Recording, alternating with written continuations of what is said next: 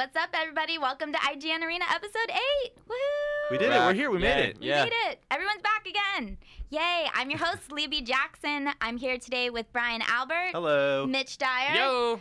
And James Faulkner, who's not dying. I'm not dying. You're also, alive. I have a kunka. You It's have not a my kunka. kunka. It's my kunka. These are all Respect yours. him. Respect Okay, him. so we Most also of these are mine. have so many special guests today, you guys. Oh my gosh, they're all right here. Oh no. Tanner's here because these guys got to go to TI4, the international, the big Dota 2 tournament that happened Yes. very We're back. recently. So if you're not familiar, this is IGN's MOBA and competitive gaming podcast, and this week we're talking lots about TI4, but also some other sort of MOBA topics. But first, I Yes. really want to get into TI4 and talk about all the cool things you did there. I mean, you guys obviously got some cool stuff. You're all Yes. wearing Dota swag. Yep. Like, Brian, show everyone your shirt. got It's the pocket best. So good. Pocket Axe is so good. I was, He's so adorable. we were- Better than pocket knife. Pocket axe. Yes. axe. Do you run faster with an axe in your pocket? Yes. It's a Counter-Strike joke. Yes. I got it. I feel you. So, okay, let's just roll right into it. Tell me, how was TI4? It was blessed. I mean, we had so much fun watching these competitive matches. Like the tournament, like being in an arena full of 10,000 people cheering on Dota teams is like it's totally crazy. It's a weird feeling to like watch that many people get that excited about Dota. And then seeing the massive lines outside the Dota 2 Secret Shop merch booth, like 5 people hours. waiting 5 hours to get these toys. That 5 hours to spend hundreds of hundreds of dollars. When I was talking to the cashier, he said he'd seen someone who spent $4,200, and that wasn't even the top purchase. Gosh. They had like limits on the amount of stuff you could buy like per items, but like Yeah. that was like probably I would say 3/4 of what you could buy. It was probably like that. So Yeah. tell people like what they could buy there, because I mean, obviously you can get this stuff, but like just listening to this, I don't feel I love stuffed animals more than most normal That's Your people. true, desk, and yeah. most Leah's desk more is people. covered in Hello Kitties and Just yeah, like if my shirt is everything. any indication, like I love cute things like this. So, but even I don't think I could spend $4,200 on stuff like this. Yeah, so I think a what lot of it was there? like you could get cards with items on it, and that stacked up to like, okay, if you got one of everything, you got like $140. Okay, so that's a good start. You buy shirts, you buy hoodies. All of these things come with in-game items, so you're like, okay, the more I buy, the more items I get. They're also genuine items, so that it's like, oh, you were at TI4 when you got this. That's the label that is on it. It's genuine. genuine promo. Genuine I believe. promo. Yeah. These figurines that we have on the table, like these really awesome, like hand-painted looking things, are like these beautiful little figurines. They were $30 a piece. These little plushies, $12 a piece. Hoodie, $25. Plushies, $40. Like there's all sorts of stuff. Oh my gosh. Like just tons and tons and tons of merch. And most things, the limit was 5. So like if you got like 5 hoodies or something, you just spent $200 some. Yeah. And then that's Yeah. like that's one hoodie. That's you could one also hoodie. get There's like different the red colors hoodie, the and- gray hoodie, the Dota 2 shirt, the So a Pathfinder Juggernaut shirt, mask and a Pudge bottle hook opener and pint Yeah. glass. so what? Go ahead. Oh, I was gonna say like also the best thing about I think the plushies is that they're blind boxes, so people were buying like a bunch of them and then trading at the secret shop. trading at like Yeah, we saying, what have- did you get? Oh, I only have 4 Ryan. meepos. I need a 5th meepo. I need a meepo. And then there were also the statues which had the gold variant, which that's my Yes. tiny. Yes. Which There was like a 1 in 10 chance that the character that you bought would be gold instead of colored. And the gold version of it came with a gold item, which was a super rare version of a certain treasure in Dota 2. Mhm. Like there's like a razor helm, or there's like a Skywrath. Skywrath staff. Yeah. Like all these different things. And when you got one of those, there was also a smaller chance that you would get a gold Doomling courier that James got. Yes. it looks like this guy, but he's gold and he runs And he around and runs gives you around. items. And then You he have has a a little video bag of and it. he's like flapping and it's really He's also selling for literally $1,000. I'm not selling mine. You're crazy. You've decided. No, yeah, I think it was cool enough, and it's one of like it's so rare that I'm like, it's not one of those things I will ever give up. Right. It's like it is a permanent collector's item. Yeah. It's like, and people are like, oh, but that's like a month of rent. I'm like, nah, It's but Steam bucks. it's Steam It's bucks. Steam Yeah. bucks. I'm like, I don't. But It's free Dota hats for life. I told someone this morning, even if I'm losing, I can rub that in people's face. But like, check out my cool. Yeah, I got a gold Doomling. Yeah. So, the one thing that I really loved about Arena is that, or being at the not Arena, but like in the arena, is that almost At the anyone that I saw at the youtube.com/IGN Key YouTube.com, Arena. please subscribe, is that I could talk to anyone about Dota, and they knew exactly what I was talking Yeah, about. They there had, were- that excitement was shared. Everyone was there for the same reason. Yep, like I would go out in line, and the lines were huge, and they would have TVs, and you would watch the draft, and like the person next to you Yeah. would be like, "Why do you think they picked that?" And you could just have a conversation. Yeah. Somebody would pick Ursa, and our whole row went like, Go! "Whoa!" Yeah, it's like it's amazing. It's a having that. shared energy, and you would see that in the draft and when anybody got a team kill. Like even if people were in the crowd and they were like, "EG is my team," but damn, that was a good kill. People would cheer. Like people would go nuts. People had their favorite teams, but also people were just super into the idea of competitive Dota. So everyone was just so happy to be cheering about anything. It was great. That's one of the things that I wasn't at the event, but I've been to events like BlizzCon. I've said this in the past that BlizzCon is my favorite convention because it's the same type of thing. Like no one makes fun of you for nerding out about, the types of things that you're nerding out about. Everyone just does it along with you, and it's cool, and it's like it's okay, it's accepted to be, a huge fan of these things at these types of events, and that is why I love it. That's why I love going to events like this. So it's nice that you guys kind of got to see that feeling like in action. You could go out after the event was over and talk more about it and stuff like that. People in the streets were like commenting. We'd be like, that last fight, just like if they hadn't done this, and some guy walked by going like, yeah, I mean they were trying to do this, but then it failed. We're like, okay, cool, it's good to see you, man. Yeah, and the production value was It was out of control. Incredible. I mean, the techies reveal was like the biggest thing, even more than the end. Like the end when the grand finalists had won, and the confetti came down, and the lights came up. Like the techies reveal was really like the star of the show. Yeah, with big pyrotechnic explosions and big crazy light laser shows. And like that was the moment.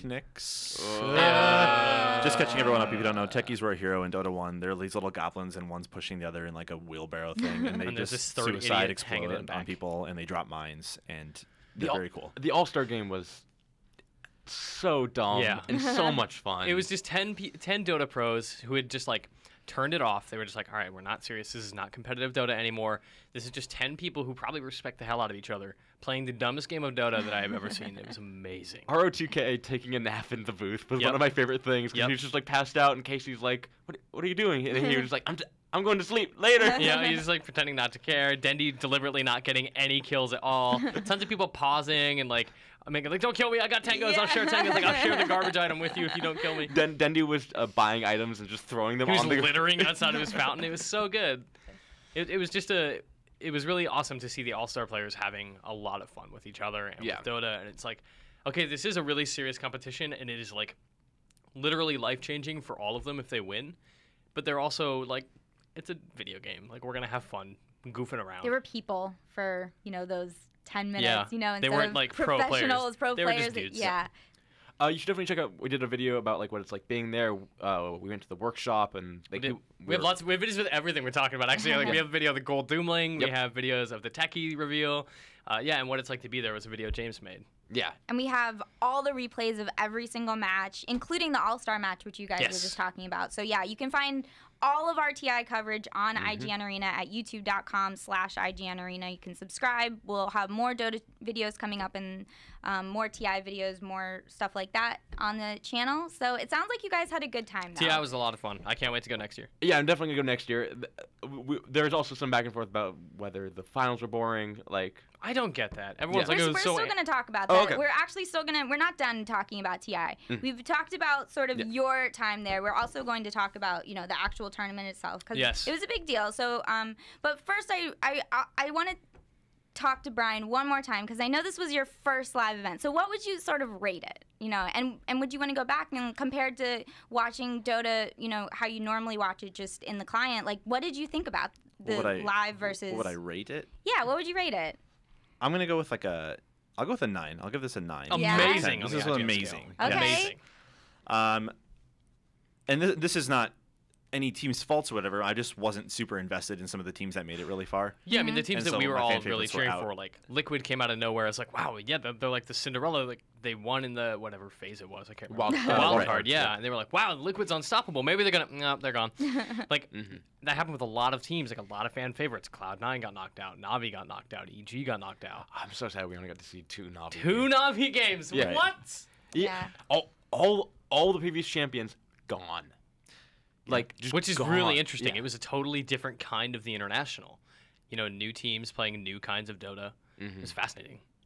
But aside from all that, just the amazing thing is like maybe you're watching a replay of Dota or you're playing yourself or you're watching your friends or something like that, and like something cool happens and normally you just be like yes, like oh that was really cool. You just kind of do like a little like, oh that was great. But when 10,000 people are like cheering and yelling and sometimes standing up and for chanting things. and throwing stuff. It's like, all right, It's there's just energy. amazing. Or sometimes when a team would smoke up, which is this way to sort of like sneak past wards and go like gank people. You become go invisible. Like the crowd would be quiet when That was really fascinating. And same when they were when smoked up. It's so good. I mean, the players are all in soundproof booths. So Pods is what they were calling The pods, them. Yeah. It's always been called soundproof booths until TI4, and Now then they it's were the pods. pods, and it was I like. mean, it sounds better. But it was fascinating because like I really wonder how soundproof they are, because they had to this year. I think you told me they had to turn off the sound of Rashawn getting hit, or Rashawn hitting people, because it was too loud. Like the bass of that was alerting players, like, oh, they're at Rashawn, we need to go. But couldn't they hear the casters? That's what I thought too, but apparently not. They can hear the casters. Well, that's Yeah. what I mean. Like, obviously, like if they're in the soundproof booth, pods, whatever, then they shouldn't be able to hear the casters. That would be what I would think. That's but, the point. Is like you can't hear anything through that glass. But which could is they hear Roshan? No, they turned off this. I mean, last year they could because the pods were different and the sound was so loud. But here it's like they made changes to make sure that players couldn't hear anything. They were not alerted by anything, by outside forces. They were just playing the game, which was great because players, the audience, whether or not they knew that, there were moments like that where the smoke happened and they went silent, or they went to the Rashawn pit and everyone's like, ooh, and everyone's like waiting for that Aegis of Champions to pop. Tell about the Void. That's what I was just gonna say too. Oh, it's silly, but like every time Void, when he hits something with this mace, it makes this really satisfying thud sound. Yeah. And there were times, like if there's something big that he's hitting over and over, like a tower or a Roshan, it's just that like thud, thud, thud, thud, and you just hear it throughout the whole arena. Yeah. And it's just like, oh, it's so good. It's almost like this like song is starting to play. Just him hitting something. I mean, like, Dota sound design is something I've always really appreciated. I mean, you and I and James and Leah could probably all identify, and many listeners could almost definitely identify many things in that game just by hearing it. Absolutely. You And hear the casters sound of rely on that. Yeah, oh, totally. For sure. But you hear a clarity pop, you hear the sound of a Mask of Madness turn on. All of this stuff, like, it's just... That'd be a fun game that we could play too. What is It the would. sound? Yeah. Real quick interjection here. In the new Armory page where you equip stuff on your characters, it looks better now. They changed it with the last patch. But it also makes like a sound of one of their skills whenever they like jump down on their pedestal or whatever. Oh. And like this is so nerdy, but like if you just like look away and like flip through, you'll be able to tell who it is. Just by hearing like the what sound. item does this character rely on? Oh, okay, it's that one. Yeah, there were just moments in that stadium where like I got the hype reels. I think were one of my favorite things because I like the Navi hype reel where it was just people were losing their mind, and it was just a video that they're playing. Yeah. But so I came back. We didn't talk about Evo since I came back from Evo last week. There are moments of like at Evo where certain skills, like Rufus does this move where I think it's just part of his Ultra, where he goes, huh! And the entire crowd, I think I may have shown you this photo, of the entire crowd, they all mimic the motion. That's so good. And it's one of those things where everyone, no matter who you're rooting for, just does this together. Right, you're just into it for the spectacle of it. Yeah. And that was incredible. Like, and there were moments like that where people were, regardless of it was the team you're cheering for, if they got an awesome kill, people would just lose their minds.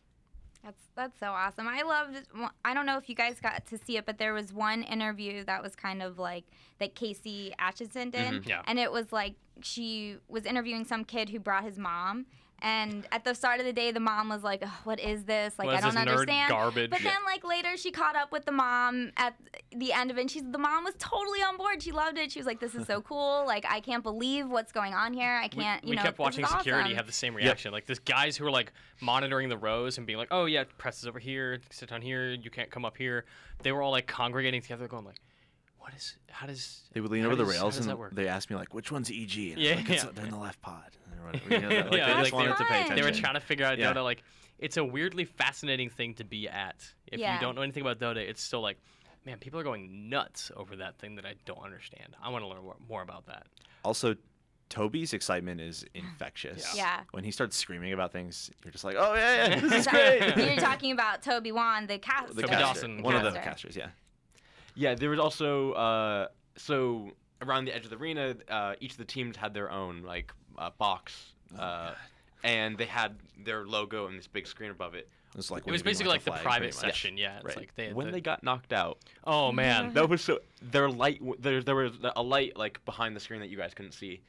They would turn off that light. so the spotlight that was like over the team members sitting in their section Just like if was, these lights turned off, yeah, it was just it was like dark. that, gone. You couldn't see them, and then the color in their logo was drained, so it was just black and white. And then they started crying. It was like brutal. It was brutal, yeah, because they had such a spectacle when they introduced the teams. They're like Navi, and it was like this big smashing sound as the Navi logo popped up. The players were spotlighted, and they were like, "Yay!" and everyone went nuts.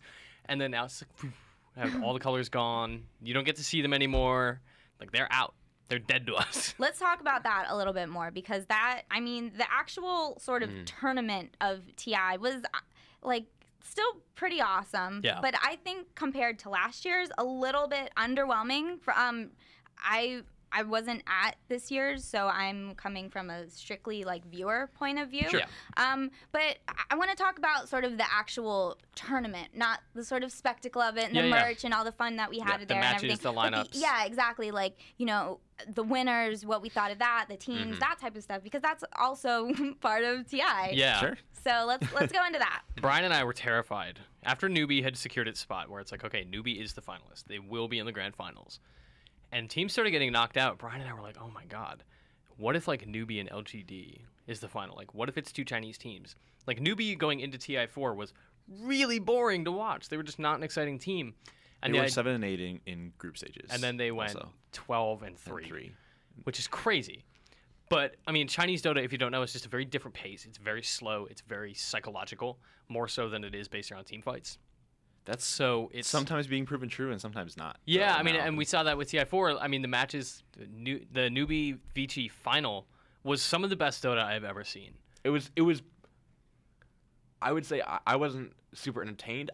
That's not to say it wasn't played perfectly. It was flawlessly played Dota. Yeah. That sometimes was like, okay, just end it because it's over. Yeah, it was a systematic dismantling of the other team. Absolutely. Which is like, great. It was just like, pick you off and pick you off and pick you off and pick you off. This might sound like really morbid, but it seemed like the lethal injection was at the start and it just took time. The life was you were just draining out of Vici. There's no hope.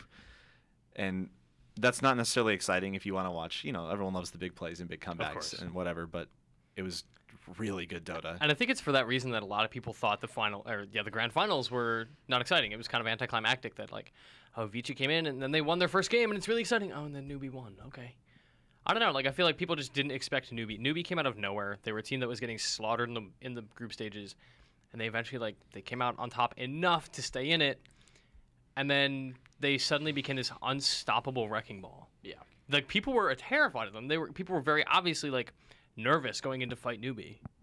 Yeah, I think more than anything, it had to do with the format of the actual event. More like the games are good, whatever. I mean, like the games aside, I feel like it had a lot to do with the fact that we knew Newbie was going to be in the grand finals 2 days ahead of time, and then they just kind of sit there. So they got rusty for 4 days. Well, not that they got rusty. I mean, they won, but they they got rusty in the sense of like, I don't know who these people are. And I feel like even though Valve put on an amazing event, like it was really well run, things were on schedule, which is not easy to do in esports, they didn't do enough to sort of make me care about the people who are playing. Like last year in the international, like I love Alliance, and I loved Navi. Like, I just know those people. I know Dendy. I know Loda. I know Admiral Bulldog. Like, Admiral Bulldog's my favorite player. So, like, I had favorites, and they had cool, like, personal videos and interviews and stuff like that with them. But with two Chinese teams going into it, it's a little bit tougher to make people care about everyone, and I think that they could have done a little bit more service to the people who are watching by letting us know more about these players. Like, the only one who really seemed to have any sort of personality was ROTK before the All-Star match. Yeah. And that was great. So by the end of it, I was like, yeah, ROTK, like, maybe I'll root for Vici because that guy's on it. But that's there's why someone I started liking Vici, is because of him. Yeah, and there's someone on Newbie named Banana. Like, that's a fun name, so maybe I'll root for Banana. Like, yeah, but Banana Mancer. I felt like that was a really kind of a missed opportunity that, I don't know. What did you guys think about that? The hype reels before every match or every lineup or whatever that showed, like, this is where this team came from, this is who they are, that stuff really helped solidify that. Yeah. But at the event itself, yeah, you're right, there wasn't a whole lot of that. But I think that's because they expect a lot of viewers to know who they are going into it. You're supposed to know who Banana is, and you're supposed to know why Dendy matters. But they also have a newcomer stream for Yes. people. So, I mean, I don't know. I don't feel like that answer to me isn't good enough, that you should know about these teams going into it. Yes, and I think the production of TI needs to be different in that respect. Like, you look at a lot of sports, I mean, and Valve is absolutely handling this like a sport. The press conferences with players, the press conferences with Valve, all of that stuff is very much evocative of like an NBA press conference. It's very much handled like a quote-unquote real sport. Mm-hmm. So seeing Valve do some higher production values in terms of like discussing where these teams came from, who they are, between matches, after the show, before the show, and like before the tournament proper, like that could go a long way in helping kind of solidify what they're doing. Yeah, I also, I don't know, maybe I just wasn't looking enough or something, but it seemed like Newbie was not super excited to be there, and even after they won, they still seemed like a little nervous or shaken, like they couldn't believe it or something like that. I don't know if it was because if they were nervous, like you're saying, or if it was because for respect. I've heard that was a lot of the things, like they didn't want to be disrespectful to Vici by acting super excited that they won. I don't know if that's just one theory that I heard about it, but I'm totally with you. They look like I gave them $5. Like they just won so much money. It was the biggest Dota 2 tournament of the year, the biggest prize pool in esports history, and they're like, "Yay, we won!" It's like, smile. At least give us a smile. Come on. But there was nothing. They could have also been exhausted. That's probably true. Who knows? Who knows why that was? But it was a little bit lackluster. From an outsider's perspective of someone who, not one of us, who probably, if they just watched the the final 4 days, you only saw Newbie play twice. Yeah. And so that was like, they're just like this unknown entity, and it's like, all right, and all these other teams beat each other and they're out, and then you're gonna play this team that no one knows anything about. That's a good point. They should have been talking more about Newbie throughout the weekend. Like, there was no video to show that, like, yo, Newbie is kind of unstoppable right now. So like show maybe more consider of the stuff that, from everybody. the qualifiers or that help them get in there or something, like throughout the year. Or, I don't know. Like that's a really great point. Yeah. I don't know. The ESPN 2 like preview show that they put on was like kind of had elements of that. A little bit, but they could have done more. I think. Yeah. At least to like be like, hey, this team is still around. They're watching the games and analyzing. So. What did you guys? I actually didn't catch the ESPN2 show. Yeah. Did they show it at the tournament or anything nope, like that? So we went back, we ordered pizza, and we watched it at an apartment, and it was 15 minutes of like, this is really good. This is really thoughtful. Some technical issues, and then the back half of it was just like really bad interviews. Yeah. I heard that there wasn't much gameplay, and they didn't explain what Dota is. And that was by design. Right. I mean, we talked to Valve, and they said like, this is our production. We have half an hour. Yeah. It will take longer than half an hour to Explain. get people understanding Dota. Yeah. Yeah. I feel like that's a missed opportunity too, because they did it in free to play really well with that diagram thing that they had, and then Toby having the explaining source it, filmmaker stuff, Yeah. kind of giving you like a better visual representation of it. Stuff's great. I don't know if that was the best idea, but again, I didn't see it, so I can't really criticize because I don't want to be one of those. My biggest people. criticism was just that the sound was just not very good. From Yeah, there was a weird like interview sound. the rest of their Valve It was a little produced echoey. stuff was great, but Yeah. this was not. I will say the analyst desk was probably one of my favorite like production things of Bruno and James and Sheever and like all those gods. All that was so professional. Like it was like always they had stuff to throw to and like a panel of people who had stuff to say. And they were ready. Like when something went wrong, like when that EG game paused for like 10 minutes, they threw to the production desk or the analyst desk and they just talked about the match, about TI, and they had interesting things to say. They weren't like awkward, like, oh no, something went wrong. Like they were switched on the whole time. Yeah. They were great. They were like, I was even like tweeting at them throughout the event, and they would tweet back at me like, that was super cool. Like they love the community and they're members of the community and stuff like they that. rotated That's out great. guests. They had Korean Flax on there. They had workshop people. They had like Bruno was being funny and had his suits, doing magic tricks, playing with the crowd and stuff like. Do you see the magic trick where he pulled out the Timo hat and he was like wrong game and just like tossed it behind him? It was okay, Bruno's suits. It was well done. It was not.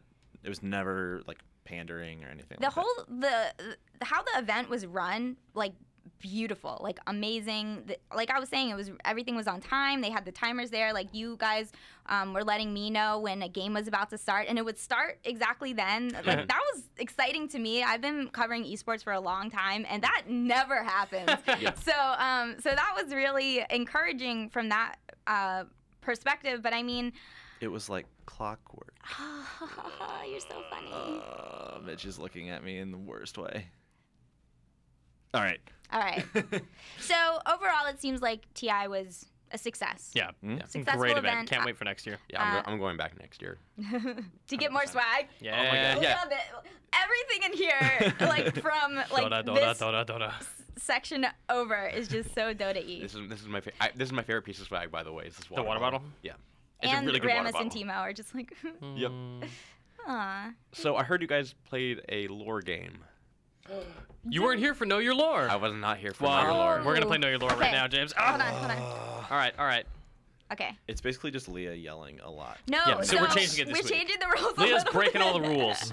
So we're gonna do a Okay, game. let me explain the rules Please while do. you find the All lore. Okay, so last week on episode 7 of IGN Arena, we tried out this game where Mitch reads the lore of a Dota character, and then we were supposed to guess it, except for only I guessed it last week. Leah just yelled I various was just- characters' names. So I was this trying to week- like think about it, and Leah's just like, So This this yeah. this time, I'm gonna read the lore entry in its entirety, and then you all get a second to think about it, and then you get one guess each. So we'll start with Brian this week, and we'll go around. Okay. So I'll Okay. get full punishment for last week.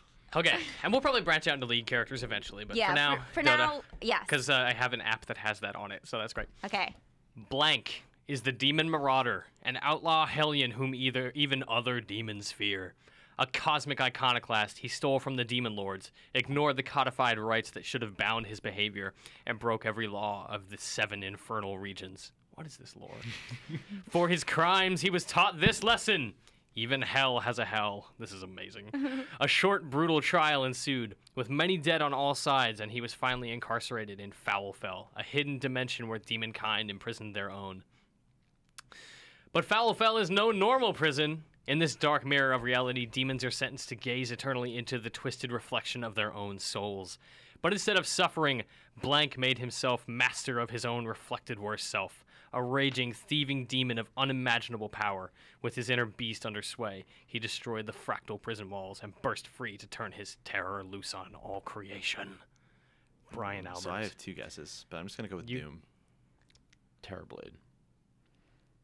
Oh my God, it wasn't Doom or Terrorblade? Shadow Demon? It was Terrorblade.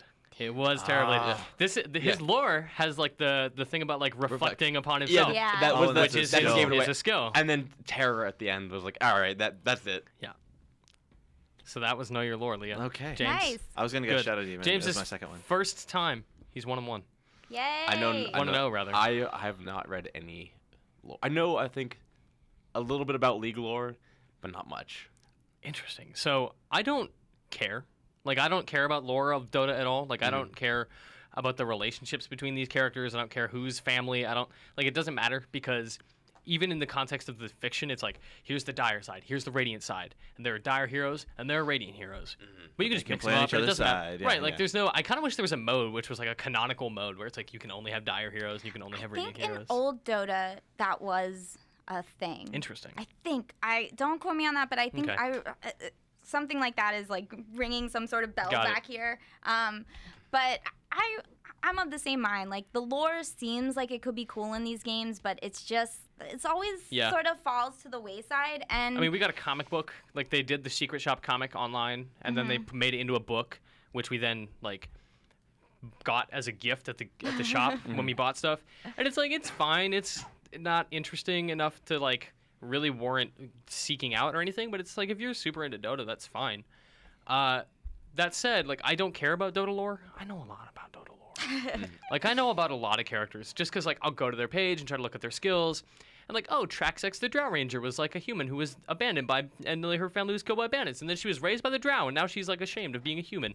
Like, okay, why do I know that? Yeah. What part of my brain's hard drive requires me to know that? Like, why don't I know like cooking recipes or medicine or like go to law school? Like, why? But here we are. The League occasionally does like lore events, which I think is cool. Like they'll have with the release of the ARAM map, they did like The Freljord. Battle of the Freljord, and like they had it was the Battle of the Three Queens, which was Lysandra, Ashe, and Sejuani. Yep. And it was like you could get points, and like the more you use a sigil, like one team won, and they got a skin or something, and Cool. that was kind of cool. That's like, cool. Doing things that like, hey, like it doesn't have to be gameplay related. It can be like just outside game core related. I think that stuff is kind of cool. And there's cute stuff in Dota where like Kunkka and Tidehunter have this like weird relationship where one of them I think Tidehunter killed Kunkka, and the whole point of Kunkka in the game is like that's the ghost of a dead pirate who like wants his revenge, and like his ult is the destruction of his ship. The ghost ship is the destruction of his ship by Tidehunter, whose ultimate is him summoning this monster from the sea that killed Kunkka. And now Didn't know that. Yeah. Like, this is super interesting to me because Yeah. I know these characters and I can definitely see like that side of it too. See, like, I love this stuff too. Like there was Skywrath and Vengeful Spirit were in love before she became the way she is. Like, right. See, like I love that as we talk about this, I find it fascinating, and I'm like, some of this fiction is cool. The Terrorblade lore, not so much. Like that's like there's a hell for hell. Get out of here. But there's enough interesting things about these characters that I like visually, that I like playing, that I like seeing interact. That it's like, oh, like they have conversations with each other in the lane, and Lena and CM are sisters. Like there's things like that are just fun to know, but aren't essential. Yeah, there's a great infographic that always gets passed around in like the League subreddit of just all the relationships between every single character, and it's just lines everywhere. Oh man, because they're trying to tie and be like they're introducing a new character, and it's like okay, so where does he fit in? Yeah, like they're enemies, but like they're like kind of have an allegiance, but not really, and then eventually it changes because of like some in-game event, so it has to be all rewritten. Interesting. I mean, the new League trailer that came out this week is like it has a bit of that, and I didn't know like. So I think who told me here that like they're brothers in that trailer and they're like working together to bring down the enemies. Like what is that trailer called? It's called A New Dawn. We're talking about the new League of Legends cinematic trailer that was released on Tuesday this week. Big surprise. Riot didn't. Out of nowhere. Out of completely nowhere. Riot just here you go, enjoy. Made by Blur, people who made the Bioshock Infinite trailers, the Old Republic trailers, any trailer Batman that Origins any trailers. trailer that you lose your mind, you're like, this is really cool. And That's they a also gorgeous made the CG trailer. past League of Legends trailer too, which was a Twist of Fate, I believe it was called. That's right. Which was also really, really, really awesome. But this one, I really loved it. You guys were kind of on the fence about it, it seemed like. Yeah, I mean, I thought it was really pretty, and I think like obviously like the animation is great. It's Blur does great work, and the fight scenes were really awesome, and it's just like a cool abstraction of the fights you see on the field where like they're punching each other and stuff, but this has like I don't know the League characters' names well enough, but like the lion guy who's like bouncing through the trees. Rengar's bouncing through the trees chasing after somebody and like the cowboy guy whose name I always forget. Graves shows up and I'm like, yes, I love Graves. Graves is a really cool character, so he shows up and I'm like, oh man, like minor fan service moment for me. But the beginning half of it is like weirdly uncomfortable to me. Yeah. Like it's a bunch of dudes seeking out beating the crap out of a bunch of women brutally in a way that is like so not like League of Legends where somebody's burying a hatchet into someone's face. And there's a little splurt of blood, and you're just like, we were both like, when someone's like lying on the ground, pool of blood, and she's like, Leona. you're watching her die. It's like, whoa! Yeah. This is not what this game is. These games feel. The word that came to mind was like cartoony, but that's not really right. Sure, I mean it is violent. Like people are killing each other in this game, but it's still like goofy. But and it's like Ursa's a big old bear, and he just hits you. But he's not like ripping your intestines out or anything like that. They're not like. I mean, League is a little bit lighthearted, especially with characters like Annie and Teemo, but they never even when they're out there. Annie is like a demonic child. She's a goofy kid with a giant teddy bear. Tibbers, this big dumb bear, just lumbers around. I mean, it's all like has to do with like weirdly, like almost anti-Christian stuff a lot of the time, and then there's all these like weird demons who are killing stuff, and they have these weird messed up lores about murdering stuff and like just living these horrible lives. It is dark, but I don't know. There was a little bit of like a game parallel where like they were kind of getting beat up, and at the very end, I feel like all their ultimates came off cooldown, and then they all did all their ultimates and just racked them. That was really good. It was like the biggest, most prolonged team fight ever. Yeah. Well, another way that I saw was that like the beginning of the trailer is like level 1, and they finally get to level 6 and get their ultimates. Yeah, that's really cool. I like that a lot. Yeah, so because for a lot of the trailer, like Ari's running away from everyone, and then at the end she just sort of like ultimates and kills like a bunch of people, and it's so cool. She's and then they the like Fox gaze character. at the ancient or whatever it's called, the Nexus. They're based, yeah. I think there's also like a part of like, hey, we're putting out a new map, and like, it's a lot more, I don't know, jungly, jungly, I guess. But like, I don't know. I thought it was cool. It's a cool trailer. You definitely should look at it. It's on Arena. Yep. As well as the making of, which they always put out with these. Which is I didn't know that. Yeah, they do. I will watch Blur make. I will watch Blur make of that map. Yep. Yeah, it's cool. They talk about sort of why they did it, and they said that the Riot developers say that they did it so that you can learn more about the story of the characters, but you don't really learn. They don't communicate any of that. But another thing further along in the behind the scenes video, they say, another thing that we really love is that, if you see Jax in the character and you play Jax, like that's really exciting, and that was 100% true. I play Jax top, like he's my go-to top character, and when I saw him in that video, I was like, oh, Jax, I love you. This is so cool. Oh my god. So I'm definitely on board with like that aspect of it, and I can see how that sort of makes my relationship with League a little bit stronger, seeing him in this sort of awesome epic light. And I felt the same way like seeing Annie in the past trailer. Like I love Annie, so that was really cool. Yeah. I think that it's an interesting way for Riot to sort of give back to their fans also. Yeah, they don't need to do this. But yeah. Why does Riot need to promote League of Legends? But it was cool. Yeah. I'm definitely. I mean, I think they'll probably keep making them. They turn them out like every 2 or 3 months, actually. No, longer than that. It's like 6. Okay. But it's like, cool. It's okay. cool. Yeah. Like if they keep on having ideas and can do cool stuff with it, like I guess it's just more like anime fight scenes. They had a fun anime fight scene before Worlds last year with all of the like competing teams got like to be anime characters, and they were sort of like cosplaying as That's really funny. Sort That's of main awesome. character that they play, and it was so cool. Skara as I don't remember. He is not. I'm gonna say Brewmaster, but it's not. Was it Gragas? It's Gragas. And he was doing the thing where he was throwing. We've broken you. Yeah. Sorry. Yeah. Dota. Like, well, I mean, they're all kind of archetypes of the same thing. Yeah. Yeah. But like, it's super weird sometimes. Someday we'll have Marty Sleva on the show to play and name that Dota character. Oh my god, that was one of my favorite Marty moments. Of him. Marty's just like, it's not that hard, man. It's a fantasy game. Like I know what fantasy archetypes are. But yeah, I think it's super cool. Good. Well, speaking of Riot, That's a company I like. yeah, they're doing some cool stuff. Riot's doing a lot of cool stuff. Tell us about the newest initiative that they kind of rolled out this week. I love this. So, Riot does not care. No, now it cares actually extremely a lot if you're toxic now. Yeah. Because they will ban you for 400 years. That's a That's amount of time that does not make sense. Because basically they're like, we're tired of toxic players, so they're banning if you Get out of our game. But if you have get reported for racism or sexism or anything like homophobia, that, all kinds of stuff like that too. If you're being you're done. Intentional you're just being feeding, awful. too. Intentional feed. Those I saw one of the like behavior. They have a behavioral sciences guy on staff, Yeah. which is very cool. This is how it scares me. What? You can get a 400-year ban for.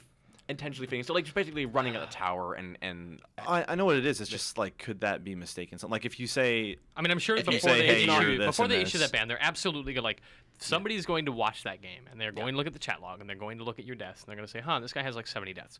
Let's see. Oh yeah, he's totally just like clicking at a tower. Great."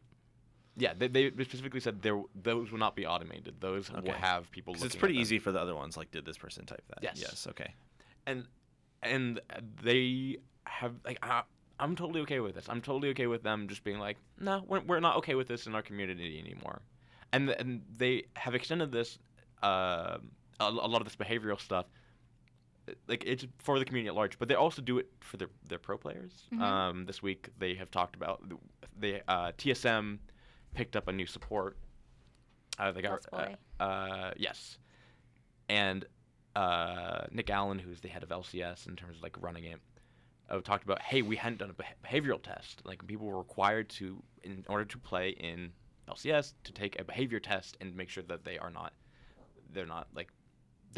want the players to be these positive forces in the community rather than like someone trash talking and just being a jerk on the stream or anything like that.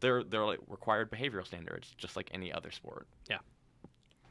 Yeah, I think it's great. I would love to see Valve and other developers implement something similarly aggressive to the community because, I mean, this topic comes up a lot, right? Like, these are communities that are seemingly inherently abrasive toward each other, and I talk about this all the time. Like, this is the kind of game that kind of promotes that behavior because what you're doing is exploiting somebody else's failures. Like, Brian is doing something poorly, I'm going to take advantage of that, and I'm going to kill him. I'm going to punish him for it.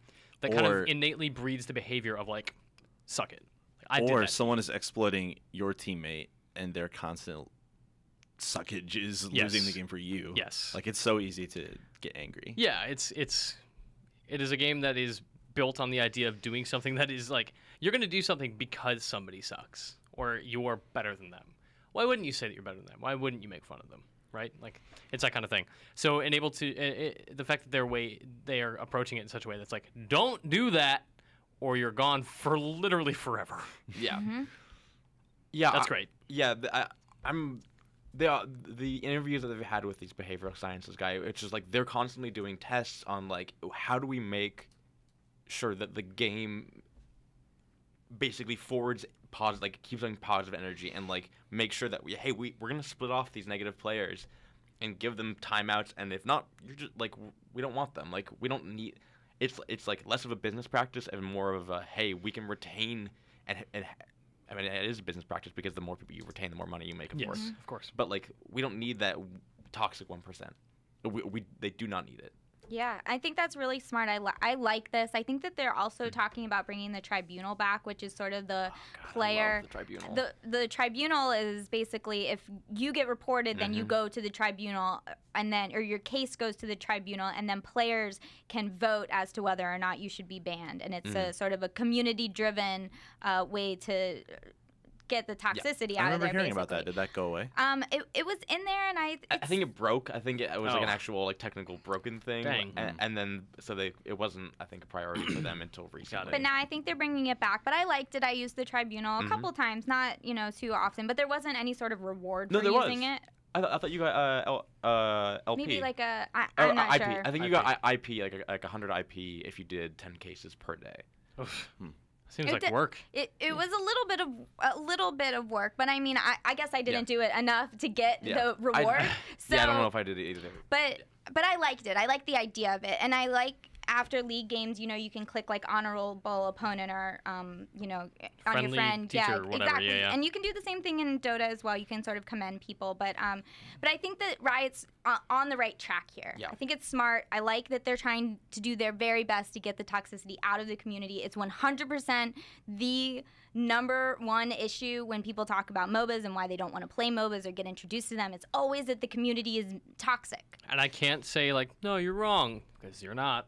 So one thing that I will say to people if they are running into toxicity when they're a new player, some good advice that I've heard is just to let people know that you're new. Because if you just go in and you're silent and you don't talk to your team and you just suck and you know you suck and your team knows you suck, but they don't necessarily know that you're a new player unless you say that. That will hurt you. But if you say like, hey, I'm unskilled or I'm a new player, like please help me, most of the time people will be really receptive to that and help you and say, oh, you're new, let me suggest some items that you should buy or a build that you should go or something like that. And I find that, if you're just honest about that you're new, people will help. Yeah. Cool. And be less mean and jerky. Yeah. I think... And having like the standards, especially for like pro players, because like they influence such a large amount. They're the role models. They're the role models for the meta, for player behavior. Making sure that like they're doing things right is really good by Riot. Like that's one thing they're really good about is being like, hey, we want to make sure that they're being paid by. They have salary, like they're salaried under Riot. It's like, hey, you are employees. Yeah. Technically, kinda, I guess, contractors maybe, but. You are working for our company to promote our product. Right, like you represent Riot. Yeah, you must stick to our standards. Now they can be critical of Riot, but like you must be you mean to be positive and not promote like toxic like BS. Don't be a jerk. Also, the things they're asking aren't hard. No. It's never like, oh, don't lose your cool, don't be rash. Sometimes it's like don't be a racist. Yeah. Yeah. Yeah. And I haven't seen any LCS players who can't abide by those rules. Or There have been a few. Or this is early on, but I think people will learn pretty quickly. Like, hey, like you gotta keep that stuff. Like, this is a cool job that you have. This is, it's special that you are in the position that you're in. You shouldn't take it for granted. And there are hundreds of other people in Challenger League who are, want your spot. If you're going to say something, be happy to take that, spot off your hands for you if you're going to say something rude or awful or, that you shouldn't say. And it's not like you're saying, if you're saying something toxic enough that you're going to get banned. I know a friend of mine who is like this. He is just a complete jerk on online games, and he saw this and he was like, well, I have spent so much money on my League of Legends. Well, not that. He didn't say that. He was like, I either am going to get permabanned or I'm just not going to talk in games anymore. Yep. And he stopped talking in games, and they're a lot happier places now than when he was, trash talking before, and I can see it immediately. I immediately see this effect of them saying that they're going to do that, and I like that. Fascinating. So I mean, it's working. It's an approach that's working. It's a harsh approach. It's strict, but I think it's valid. It's worth it. They should definitely keep moving forward in this direction. I think that other games can take this page out of their book and see how they want to apply it to their games, because it's not just League of Legends that has a toxic community. It's just that League of Legends has the most players, so they're the most big. So they're the most that the vocal percentage about is going to be a lot. Exactly. Yep. So I think that's kind of sort of where I stand on that subject. Yeah. How long did they get banned for before? Usually. I think they had like year bans for pro players where they couldn't play in tournaments or anything like that, and then they would come back around and do like, hey, has this person been toxic, or if they've been playing, have like on all, they would look at all their alt accounts as well, just their Smurf accounts and stuff. just to be like, no, you've still been a jerk. You shouldn't have been a jerk on your main account. Yeah. But it depends. There was like week bans for players. Yeah, I was gonna say a week ban for players is what I saw. Yeah. So not so bad. But no, I think they're totally in the right for just to crack down and be like, nah, you're gone forever. Yeah. Good. Big fan. Big fan. Speaking of big fans, I'm a big fan of all of our IGN Arena subscribers. Oh, look at that transition. Yeah. No, but we got to 10,000 subscribers during TI4. We are so happy to have all of you, so thank you. Yay. We got 1,000 new subscribers during TI4. Yes. We love all of our new subscribers, but we love all of our old subscribers too. So thank you very, very much. You can subscribe to IGN Arena at youtube.com/IGN Arena if you're not already one of those 10,000. And all the VODs from TI4 will be up there. Since I wasn't here last week, I'm gonna just pimp this. On IGN Main, all like a lot of the grand finals and some of group stages from Evo are up there. Yes. Oh yeah. There's some the BlazBlue. BlazBlue. Those people are saying both. I don't. It's BlazBlue. It's BlazBlue to me. Those finals, and it's like a smaller game, are incredible. It's really emotional. You should definitely go watch those. Game is a lot of fun to watch. So that's youtube.com/IGN. Yes. There's a young kid named Sonic Fox who won the Mortal Kombat 9 and Injustice. Like, dude's like 16. Awesome. And he won both? Yeah, he won both. That's awesome. That dude's incredible. Like he's just super young and so excited about fighting games. Definitely go check that out. There's a ton of great stuff. So before we head out, I just want to ask you, TI or Evo? You're at both. You're the only person who was at both this year from IGN. Yeah.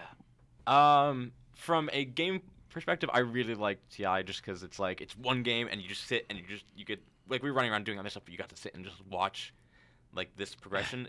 Evo's a little bit different because there are so many players and so quick. People get knocked out so quick. That's a lot more fun because you get to see a lot more people. Like you got to see Rick Ortiz and PR Barog and like all these guys like who I've been watching for like 3 or 4 years go through Evo and like watch them getting knocked out by nobodies was just incredible. Mm-hmm. People who've been playing like online or whatever and came off the online scene and would just dominate. Like that's really cool. Like you don't get that with TI where it's like people can come out of nowhere. Like that known quantities go to TI. Yeah. They're invited. Yeah. I would say TI, but Evo is something special. I think that's a very small group of people. Like everyone who's there, it's not. It seems more grassroots, kind of. Yeah, and everyone who's there plays. It's not or is trying to compete. There's not a lot of people who just go to watch. It's like everyone I'm just gonna. It's not that doesn't cost that much to enter the tournament, like $20. I'm just gonna play in my group, see how I do. I may get matched up against someone who's pro and get knocked out. You still get to play against a pro player. Yeah. That's really cool. That is pretty cool. That's awesome. Yeah, definitely check out. We had an interview with Ed Boon. There's a bunch of new reveals there. Some cool stuff. Esports are rad, you guys. Esports, yay! All right. All right, that'll do it. IGN Arena episode 8. For more MOBAs, all the things you love to see on them, discussions, interviews, more of our TIs, more golden tinies, more golden tinies, more golden doomlings, everything you want. Subscribe, youtube.com/IGN Arena, and we'll see you next time. Bye. Bye.